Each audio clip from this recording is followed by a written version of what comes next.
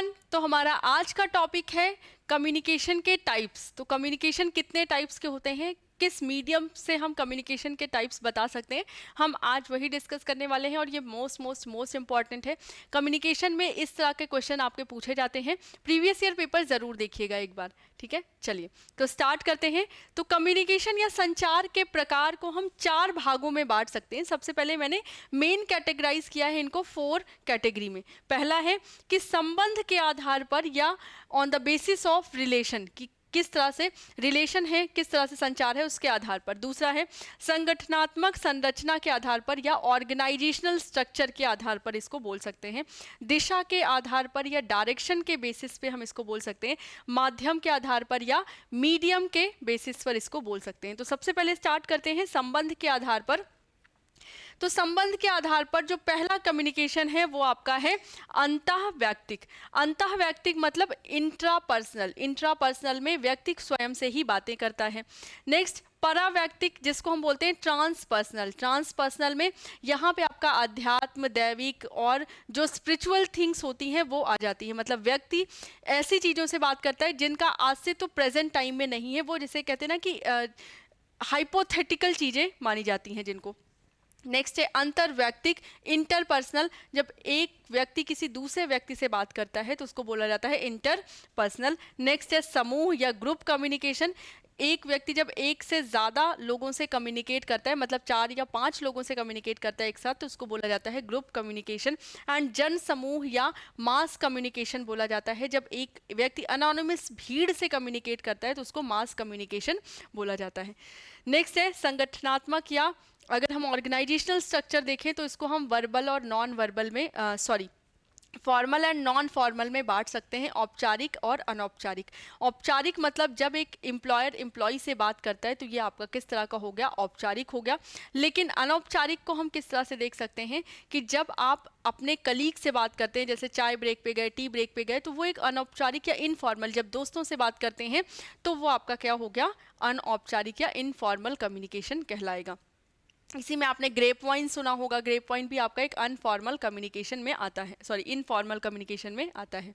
Next है direction के आधार पर। तो डायरेक्शन के आधार पर क्षैतिज, मतलब अगर एक ही, जैसे टीचर्स हैं तो भले अलग अलग सब्जेक्ट के टीचर हैं बट सब एक ही प्लेटफॉर्म पे हैं, तो वो आपका क्षैतिज हो गया।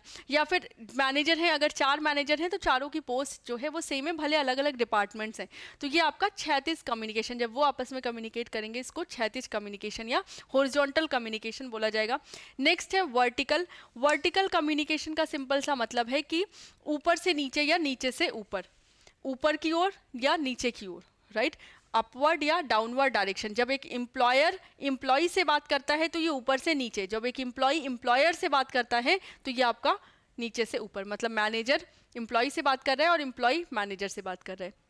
नेक्स्ट माध्यम के आधार पर हमने 2 भागों में बांटा है, शाब्दिक और अशाब्दिक, मतलब वर्बल और नॉन वर्बल। और वर्बल और नॉन वर्बल को थोड़ा सा हम और कैटेगराइज करेंगे क्योंकि इससे क्वेश्चन आपके ज़्यादा पूछे जाते हैं। तो वर्बल का सिंपल सा मतलब है कि वर्बल का सिंपल सा मतलब है कि लिखित और संवाद, या तो रिटर्न में होगा या तो ओरल में, या तो हम बोलकर बता रहे हैं या फिर हम लिखकर बता देंगे। लेकिन नॉन वर्बल की अगर हम बात करेंगे तो ये इशारों में, हाव भाव में, आपके समय से, आपके छूने से, आपके स्पर्श से, आपके देखने से, आपके चलने से, आपके खड़े होने से पता चलता है, राइट। आपके एक्सप्रेशन से पता चलता है। तो यहाँ पे चेहरे के भाव हो गए, इशारा हो गया, किसी को छूना हो गया, किसी की उपस्थिति से, या पैरा लैंग्वेज, मतलब जो आप बोल भी नहीं रहे हैं या फिर जो शब्द आप बोल रहे हैं उसके अंदर कौन सी भावनाएं छुपी हैं उसको जानने में, या आपके हलचल, आपके मूवमेंट्स को लेकर जब हम कोई जजमेंट पास करते हैं या कोई चीज़ समझते हैं तो वो आपका अशाब्दिक कम्युनिकेशन कहलाता है। प्रॉक्सिमिक्स मतलब नज़दीकियों से पता चलता है कि आपका रिलेशन कैसा है। आप गर्लफ्रेंड बॉयफ्रेंड हैं, आप हस्बैंड वाइफ हैं, आप माता पिता हैं, या आप बेटे बाप हैं, मतलब आपकी नज़दीकियों से, आपके प्रॉक्सिमिटी से ये समझ में आता है कि आपका आपस में रिलेशन कैसा है।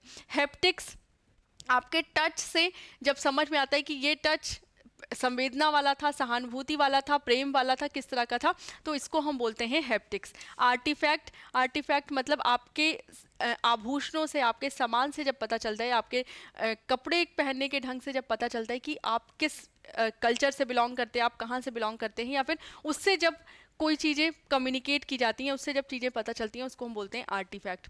नेक्स्ट है आपका क्रोनोमिक्स।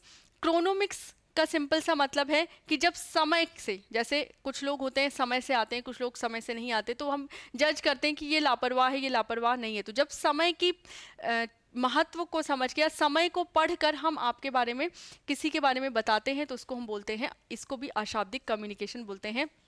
काइनेसिक्स। काइनेसिक्स मतलब किसी के मूवमेंट, बॉडी मूवमेंट या किसी के मूवमेंट से जब हम उसके बारे में उसकी प्रतिक्रिया बताते हैं, उसको बोलते हैं। Next proximity. प्रॉक्सिमिटी आपका, प्रॉक्सिमिक्स और प्रॉक्सिमिटी दोनों सेम ही है, मतलब नज़दीकियों से पता चलता है कि आपका रिलेशन कैसा है। ठीक है, तो ये हो गया आपका अशाब्दिक रिलेशन। टाइप्स ऑफ कम्युनिकेशन में बस इतना ही, इसको डिटेल में पढ़ना है। अगर एग्जाम में किस तरह के क्वेश्चन आते हैं उनकी प्रैक्टिस करनी है, तो उसके लिए आपका पेड बैच चल रहा है। आप प्लीज़ दिए गए नंबर्स पे कॉल करें और पेड बैच की पूरी इन्फॉर्मेशन ले लें। बाकी teachers academy and UGC academy बहुत सारी फ्री वीडियोस पड़ी हैं, आप उन वीडियोस को भी देख सकते हैं। ठीक है, आज के लिए बस इतना ही। Have a good day.